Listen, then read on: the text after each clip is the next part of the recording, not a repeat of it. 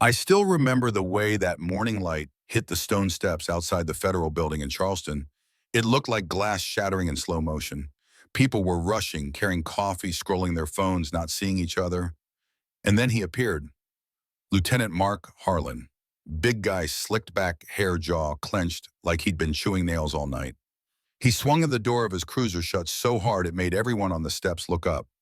And when his eyes locked on me, it was like a bad movie I'd already watched too many times. "Do you believe I can make you disappear from this world?" He barked, fingers stabbing at my face.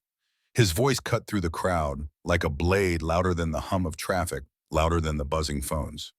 People froze. Some held their phones low, recording like they were catching a ghost on film. He wanted me to flinch, to plead, but I didn't. I just held my little leather notebook to my chest, like always, and stared right back. Inside my head, 1,000 thoughts flickered. Every time someone had told me I didn't belong. Every door slammed in my face because of my skin, my gender, my quiet way of speaking. But that morning, I wasn't a kid from the East Side anymore. I was the one they underestimated for years, and it was time for the truth to stop hiding. He moved closer, boots slamming against the stone, blocking the entrance like it belonged to him. "Someone like you walking through the front entrance," he sneered. "Not on my watch." His partner, a young cop named Ryan Porter, laughed behind him, a thin, nervous laugh, like a kid trying to impress the wrong crowd. I didn't say a word, just tilted my head slightly, let my hair fall over one shoulder, and smiled the kind of smile that's half blade, half silk. I knew if I broke that silence too soon, it would give him the show he wanted. Mark Harlan hated silence. He leaned in, a breath, saw his voice low, but heavy enough for the whole hallway to hear. "I asked you where you're going." It wasn't a question. It was a dare. The crowd tightened. A guy in a blue dress shirt whispered, "This doesn't feel right." A college student near the doorway muttered, "Why is he speaking to her like that?" I could feel their fear, the kind of fear that keeps people from stepping forward, but I could also feel the heat building like a storm under a lid. I gripped the notebook harder. Years of insults had taught me something: silence can be a weapon sharper than any retort. Mark's face flushed. He took another step, then another, until his finger was inches from my nose. "If you don't get out now," he spat, "I'll make you disappear like you never existed." That word, disappear, split the air. People gasped. An older woman in the crowd trembled, clutching her handbag like she was watching history repeat itself. I finally let my voice rise, calm, but ringing. "You just declared yourself louder than the law." It wasn't a scream. It was a verdict. Ryan Porter cackled like it was a street joke. "Oh man, she thinks she knows the law," he said, his eyes glinting. That laugh was gasoline on a fire. A man in a suit muttered, "He's gone too far." Phones started to lift, higher, chest rising with quiet fury. Then it happened. My notebook slipped from my hand and hit the floor with a dry thud. Harlan's eyes flicked to it, and his reflexes kicked in. His hand jumped to his gun. "Move again and you'll get shot," he roared. The hallway froze. Some people ducked. Phones clattered to the ground. But when everyone saw it was just a notebook lying there, not a weapon, the silence turned electric. A voice from the back cut through. "So scared of a leather notebook, you draw your gun. Who exactly are you protecting?" The question landed like a hammer blow.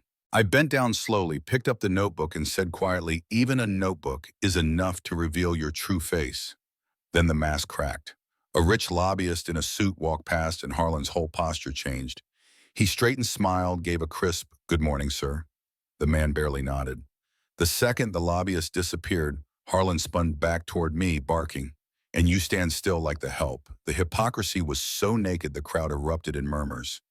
I lifted my chin and said clear and low, "You bow to the rich and trample the poor." That line wasn't for him. It was for everyone watching. Students near the gate started shouting, "Post it now." Phones rose, no longer hiding. Harlan's face turned crimson. "You think cheap words like that will make me back down?" But his eyes had lost their edge. He lunged forward, shoving me hard on the shoulder, trying to knock me off balance. My notebook hit the floor again. "Kneel, you lowlife," he snarled. I staggered but stayed standing. The crowd gasped, then voices rose. "Let her go, you animal," they shouted. "He has no right." Phones now pointed directly at him, recording every shove, every growl. I said it again, slow and deliberate. "You just added another charge." That stillness, me refusing to kneel, sparked something. The hallway turned into a chorus chant rolling like thunder. "Justice." Justice. Ryan Porter's smirk melted. He shifted on his feet like he wanted to disappear himself. And then I did the thing that changed everything. I reached into my coat pocket and laid my badge on the security desk. Not a paper pass, not a stunt. A gleaming metal badge with embossed letters catching the light. Director, Federal Bureau of Investigation. The crowd went dead silent. Phones zoomed in. A kid in the back whispered, "FBI Director," like he was seeing a ghost. Ryan Porter froze throat tight. Harlan leaned down, eyes skimming the lettering, and the smirk on his face died. Someone called the Federal Center on the spot. The switchboard confirmed it live over the hallway speakers. 4 words flat and final: Director Amina Sanders. The air shifted. Cheers burst, whistles echoed, and the chant, "Take his badge," rolled through the hall. Harlan slumped into a chair, sweat pouring down his face. I, I didn't know," he muttered, hands shaking. But the crowd wasn't buying excuses. "He bows to the wealthy but threatens the head of the FBI," someone shouted. Phones kept streaming, comments flooding in. Then the leak started. Old disciplinary files flashed across screens. People shouted his history aloud, complaints buried, raids gone wrong, janitors humiliated. 2 janitors stepped forward to tell their stories. A retired security guard with white hair pointed at Harlan, voice breaking, as he recalled being forced to stand in the rain as punishment. Each story landed like a stone, building a mountain of evidence. Outside, the street filled with people, flags waving, banners, rising chants rolling from block to block. "Justice has a name," they shouted. Former FBI agents appeared silently at the edge of the crowd, standing shoulder to shoulder behind me. No slogans, no speeches, just their presence, a living wall. Harlan sat, pale lips quivering, staring at the badge still shining under the lights. Ryan Porter hung his head, knowing silence was guilt. The hallway had become a courtroom and the crowd his jury. They didn't need a gavel, they had the truth. I picked up the badge, held it so every camera could see, and spoke one last time. "This is what justice looks like, and it cannot be erased." My voice wasn't loud, but it carried. People clapped, cried, shouted. A college kid whispered, "I used to think nothing could change, but today I saw it." On the LED screen outside, someone posted 2 images side by side, George Floyd's face and Mark Harlan's trembling one. The crowd went silent, then erupted in a chant. "It ends here," over and over, stomping the pavement. Cars stopped, drivers got out, joined the march. Mothers with kids on their shoulders raised signs saying, "No more silence." I didn't shout. I didn't wave my arms. I let the people speak. My calm became the anchor in the storm. Real power doesn't come from weapons or shouting. It comes from the moment truth is revealed and forces the abuser to bow.